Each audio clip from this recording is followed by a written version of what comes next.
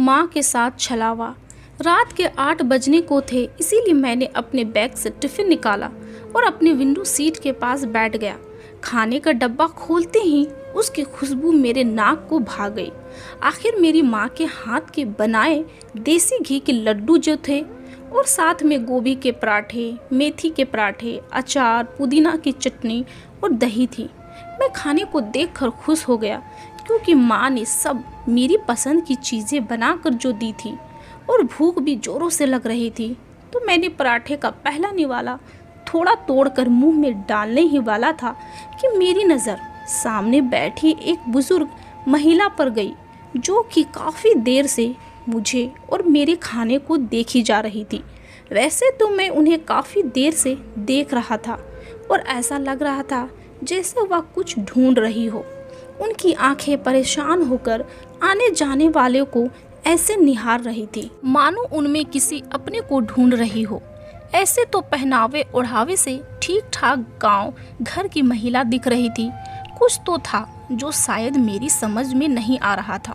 जितनी भी बार ट्रेन किसी स्टेशन पर रुकती उतनी ही बार उनकी परेशान आंखें दरवाजे और खिड़की पर टिक जाती और जैसे ही ट्रेन वह स्टेशन छोड़ती उनके चेहरे पर मायूसी के भाव चेहरे की झुर्रियों में झलक उठते। कई बार उनकी आंखों में आंसू की धारा भी बह जाती और झट से पोंछ लेती। इतनी लाचारी शायद ही मैंने किसी के चेहरे पर देखी होगी। ना चाहते हुए भी मैं बार बार अपनी सीट से उनकी आंखों और चेहरे के भाव को पढ़ने की कोशिश कर रहा था। 1-2 बार मैंने बात करने की कोशिश भी की पर उन्होंने कुछ जवाब नहीं दिया। तो मुझे लगा शायद ये बुजुर्ग महिला मुझसे बात नहीं करना चाह रही हो, इसीलिए मैंने उन्हें उसके हाल में छोड़ दिया। पर अभी उनका इस तरह देखना पता नहीं क्यों मुझे कुछ अजीब सा लग रहा था। मैंने मन में सोचा शायद उन्हें भूख लगी हो। वैसे भी उन्हें सुबह से कुछ खाते भी तो नहीं देखा, इसीलिए इंसानियत के नाते मैंने फिर से उनसे नम्र पूर्वक पूछा, अम्मा जी आपको कुछ चाहिए? कुछ तकलीफ है क्या आपको, या कुछ हो गया? आपको बहुत देर से परेशान देख रहा हूँ। कुछ मदद की ज़रूरत हो तो बेझिझक मुझे बोलिए। मेरे एक साथ पूछे सवालों का जवाब देने के लिए वह कुछ देर चुप रही। शायद असमंजस में थी, बताऊं या ना बताऊं किसी अजनबी को। फिर उन्होंने रूंधी आवाज़ में आहिस्ता से कहा, बाबू थोड़ा पानी मिलेगा? वह बड़ी प्यास लगी है। जी ज़रूर अम्मा जी, यह लीजिए। मैंने पानी का बोतल बढ़ाते हुए कहा। गट-गट करके अम्मा एक घूंट में ही बहुत सारा पानी पी गई और फिर पानी का बोतल देते हुए खूब सारी आशीर्वाद दिया। वह फिर से टकटकी लगाकर बैठ गई। पता नहीं क्यों अम्मा को देखकर मेरे मन में थोड़ी बेचैनी हो गई। इसीलिए मैंने माँ के हाथ के बनाए बेसन के लड्डू का डब्बा बढ़ाते हुए कहा, अम्मा जी यह मेरी माँ के हाथ के बनाए लड्डू देसी घी के हैं, खाकर तो देखिए कैसा बना है। मैंने माँ जी को हाथ बढ़ाते हुए कहा। जानबूझकर लड्डू का डब्बा अम्मा की तरफ बढ़ाते हुए कहा ताकि वह थोड़ी सहजता महसूस करे और अपनी परेशानी मुझे बता दे।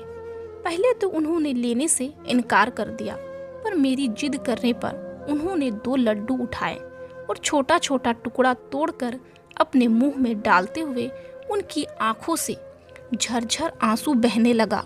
शायद उनका सब्र अब जवाब दे दिया था। वह जिसका इंतजार इतनी देर से कर रही थी, शायद अब वह कभी नहीं आने वाला था। मैं उन्हें ऐसे रोते देख खुद को रोक नहीं पाया और अम्मा को सीने से लगाकर चुप कराने लगा और उनसे पूछने लगा, अम्मा आपके साथ कौन आया है और आप कहाँ जा रहे हैं? कुछ तो बताइए। देखिए मैं भी आपके बेटे जैसा ही हूँ, इसीलिए मुझे बेझिझक अपने दिल की बातें बताइए ताकि मैं आपकी कुछ मदद कर सकूँ। इतना भरोसा देने के बाद अम्मा सोचने लगी, शायद अब तक उनका भरोसा सभी लोगों से उठ चुका था, इसीलिए वह अब तक चुप थी। पर मेरा इतना बोलने पर वह बोलने लगी, बाबू पता नहीं मेरा बेटा कहाँ चला गया।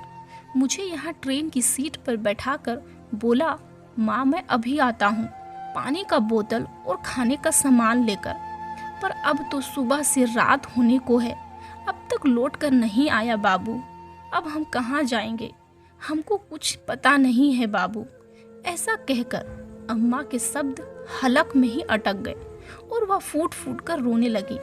अम्मा को ऐसे रोते देख मेरे साथ साथ वहाँ बैठे सभी की आंखें नम हो गई। बेचारी अम्मा इस आस में अब तक राह देख रही थी कि उसका बेटा आएगा, पर आज फिर एक माँ को धोखा दिया गया था, उनकी परवरिश को छला गया था। उनकी बेचारगी देखकर मेरी आंखों में भी आंसू की धारा निकलने लगी और मैंने मन ही मन सोचने लगा, क्या सच में अम्मा का बेटा पानी लाने गया था या अपना पीछा छुड़ाने। खैर, मैंने पहले खुद को संयम दिया।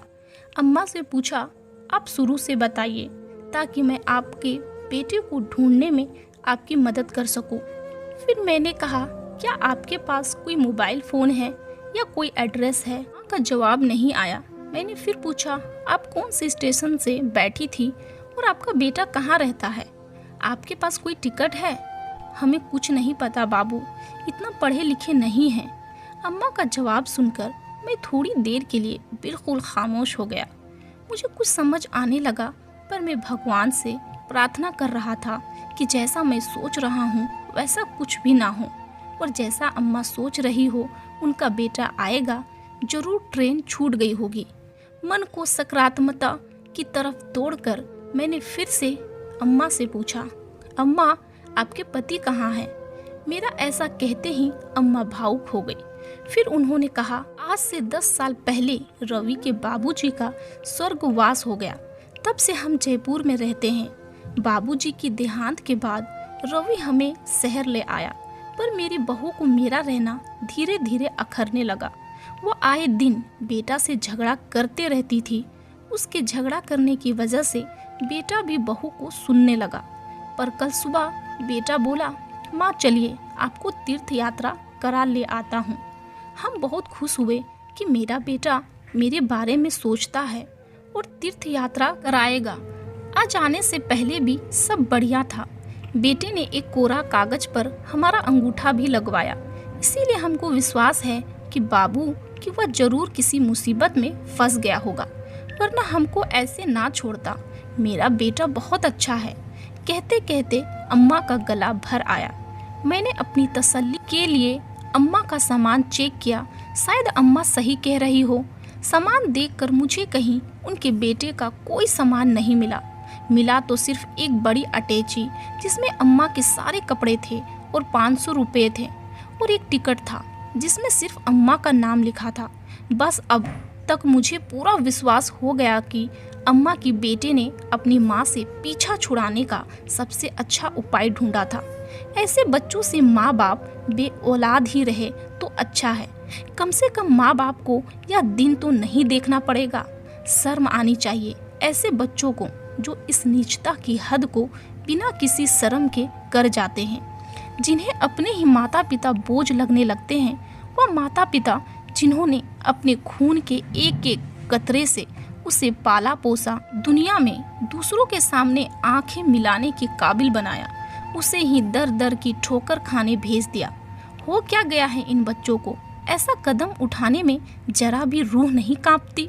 काफ़ी देर मैंने मन ही मन अम्मा के बेटे के लिए नफरत की आंधी दौड़ आई।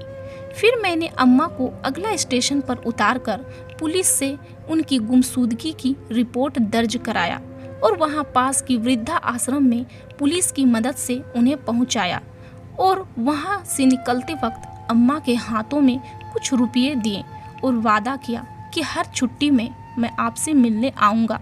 यह एक फौजी का वादा है जो अपनी माँ और मातृभूमि की सुरक्षा करना जानता है। जाते जाते अम्मा ने भी खूब सारा आशीर्वाद दिया और उनके आशीर्वाद के साथ एक सीख भी लेता गया कि कुछ भी हो जाए मैं अपने माता पिता के प्रति हमेशा आदरणीय रहूँगा, क्योंकि आज जो कुछ भी हूँ बस उनकी ही देन है, यहाँ तक इस जीवन का कर्जदार भी। दोस्तों, आजकल ऐसा क्यों है कि बच्चे माता पिता को बोझ समझने लगे हैं। क्यों माता पिता के साथ ऐसा धोखा दिया जाता है? आप अपनी राय हमें कमेंट्स बॉक्स पर जरूर दें और वीडियो अगर दिल से अच्छी लगी हो तो इसे लाइक और सब्सक्राइब और शेयर जरूर करें। यहाँ तक देखने के लिए आपका बहुत बहुत